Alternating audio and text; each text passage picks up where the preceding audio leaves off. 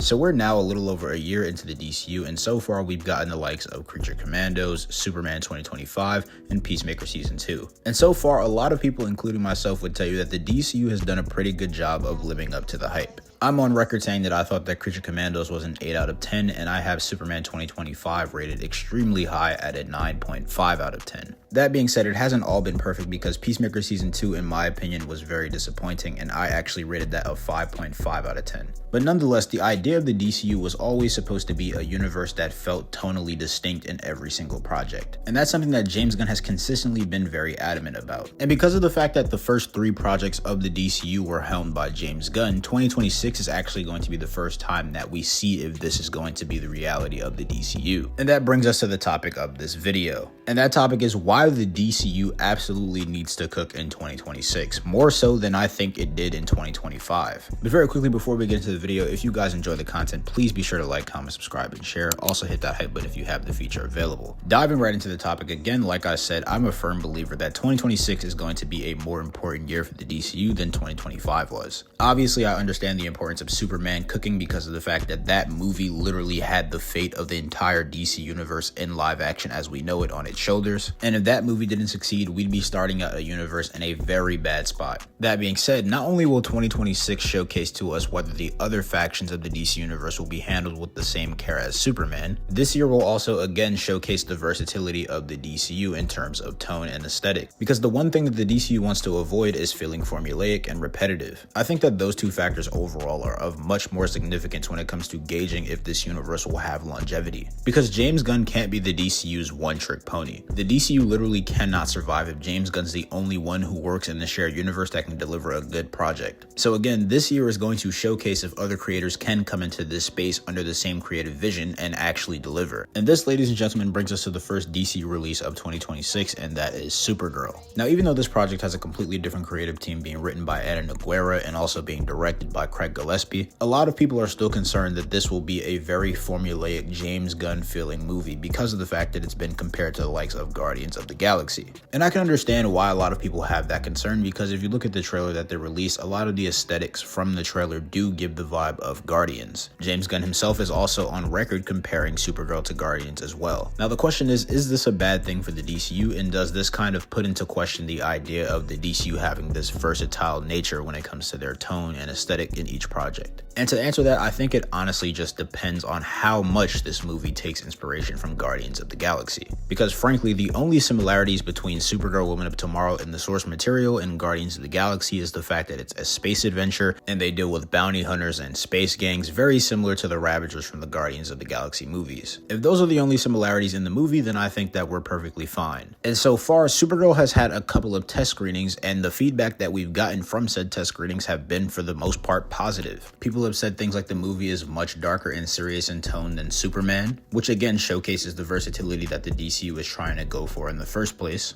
And people have said that the movie itself is a mix of bits of Superman 2025, Guardians of the Galaxy 3, Logan, Man of Steel, and The Last of Us mashed into one film. It's also being reported that David Cornsweet's Superman will appear for at least 3 scenes in the movie, and this brings us to my very next point. And that point is that another reason why Supergirl needs to cook outside of the reasons I've already explained is that it's a continuation to Superman's story as well. Now obviously the main player of this movie will be Supergirl, and that's not Superman, but Supergirl is in fact a part of Superman's lore and mythos, and so is Krypton and its history. And we know for a fact that Supergirl is going to touch on Krypton's history because of the fact that Supergirl was raised on Krypton before she actually got sent to Earth. So there's going to be very key world building elements in Supergirl that are going to shape the overarching aspects of Superman's mythos and arc in this universe. And that has to be good, especially with the L twist that we got in Superman 2025. Now I've already explained multiple times that regardless of what James Gunn says about that twist, I genuinely do believe that there's going to be some type of extra context that'll be added to it to make it different or change the initial interpretation of what that message was supposed to be. This is also something that I think was hinted at by the actor for Zor-El in Supergirl, because he's on the record saying that in this movie we'll see what the House of El is truly all about. What else can I say? I can't say much, man.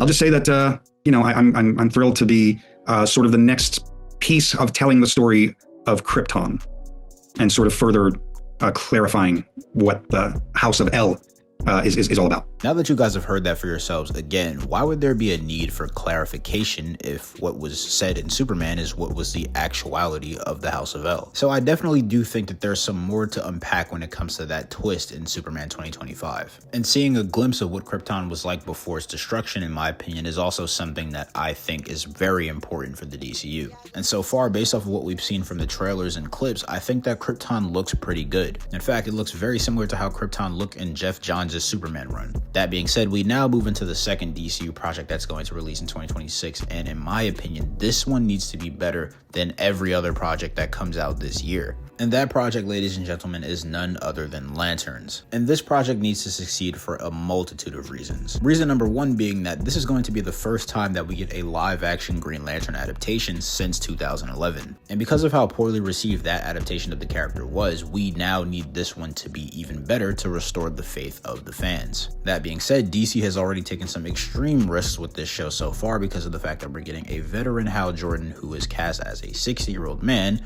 alongside a rookie John Stewart who is 30. I've already voiced my opinion on this time and time again. You guys know that I'm in no way a fan of this unless they're going with a very specific story route that I will explain in a moment. And that's specifically because of the fact that Hal Jordan is too important to the Green Lantern mythos to have him be an old veteran in his first appearance and pretty much have a high chance of being killed off by the end of the first season. The peaks of the Green Lantern lore and mythology come from Hal Jordan. And to tell those stories to their fullest potential, he just needs to be in the fold long term. So if whatever they're doing with Hal Jordan fan and you're only familiar with the cartoons and animation and haven't really dove into the source material, me saying all of that probably makes me seem like I hate John Stewart or all the other Lanterns that aren't Hal Jordan, and I'm telling you that really just isn't the case. The best way I could put it to you, and I've said this analogy many of times, is that it would be like removing Luke Skywalker from Star Wars and making Han Solo the main character, but still attempting to tell the exact same Star Wars story.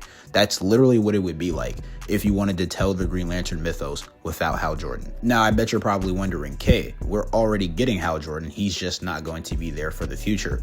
And I'm telling you guys that that means that we've either A, already been through all of the peaks of the Green Lantern mythos, which would be things like Blackest Night, Sinestro Corps War, Rage of the Red Lanterns, etc., or they plan on loosely adapting those stories in the future with John Stewart at the helm instead of Hal Jordan, which would mean that not only would they simply just be giving all of Hal Jordan's stories to John Stewart, which would just be blatant character assassination, the stories are also just going to be a half-assed adaptation because of the fact that what makes those stories so prominent is the fact that Hal Jordan's dynamics are at the forefront and the shining factors of those stories. The majority of the Green Lantern mythos and the things that transpire in that mythos is based around the rivalry between Hal Jordan and Sinestro. Obviously, other Lanterns like John Stewart, Guy Gardner, and Kyle Rayner play a massive role in that story, but again, the story simply does not work without Hal Jordan. And while I understand that a lot of people in the casual audience don't understand this because they don't know about the source material, the people that get those casuals to indulge in the source material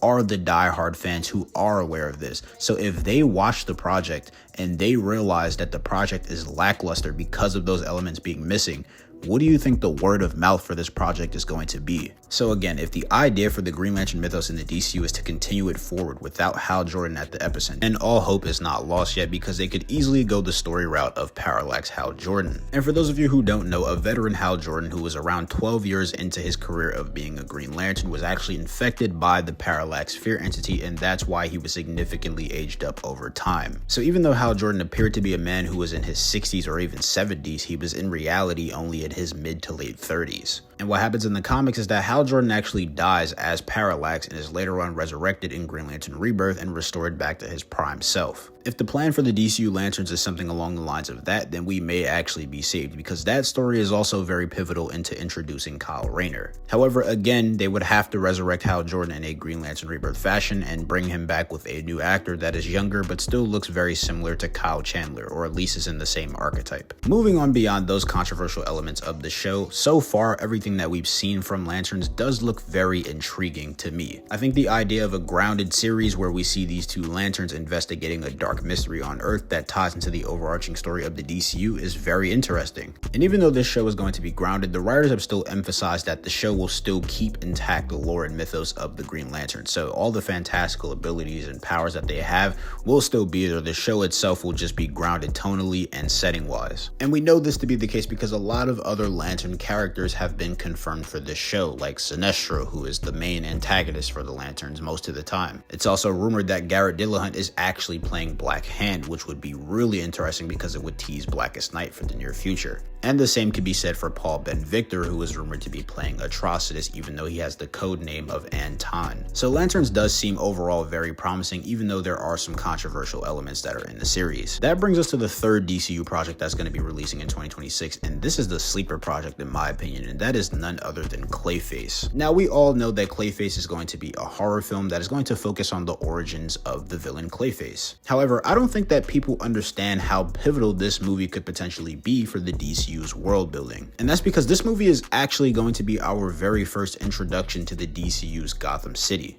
And if executed correctly, we could get a ton of Batman related Easter eggs and world building in this one movie alone before we even see the DCU Batman. And the fact that this movie is going to be a true body horror that still embraces the gothic fantastical elements of the Batman mythos just makes this one of the most anticipated projects of the entire DCU slate for me. And this may be another hot take, but it really would not surprise me if after 2026 was all said and done, we all looked back and thought that Clayface was actually the best comic book movie of 2026, including Avengers Doomsday, including Supergirl, including Spider-Man Brand New Day. It really would not shock me if a lot of people thought Clayface was the best comic book movie to release this year. But again, that's all down to execution and how tonally different this movie actually feels in the grand scheme of the DCU slate that we've seen so far. As far as the Dark Knight himself actually appearing, I do think that it's a very possible chance. I know that he hasn't been cast yet, or at least he hasn't been cast yet to public knowledge, so a lot of people doubt the possibility that he could show up in this movie. But again, I just want to encourage you guys to remember that we have all been lied to by comic book movie directors time and time again, only for the things that they've lied about to be true in the movies. So I really think that it's a coin flip. Batman could be in the film or he could not be in the film. If he is in the film, I definitely do think that it will be a smaller role. I don't see him being in the film in a large major role because of the fact that they don't want to steal the thunder of Clayface himself. But I really do think that a Batman appearance in the same vein as Darth Vader in Rogue One would be the perfect Batman appearance for this film. But nonetheless, Clayface is yet another opportunity for the DCU to showcase its variety when it comes to tone and aesthetic of this universe. And that overall is why I think the year of 2026 is going to be more important than the year of 2025 for the DCU. Seeing if this universe can consistently drop high quality projects in the other areas of this universe is, in my opinion, what's going to showcase if this universe will actually have the longevity that it needs to be a great DC cinematic universe and potentially rival the MCU. But that's going to wrap it up for this video, ladies and gentlemen. If you guys enjoyed this video, please be sure to hit the like button, subscribe, comment, and share, and also hit that hype button if you have the feature available. And as always, it's been your boy K the God. I'll catch you in the next one.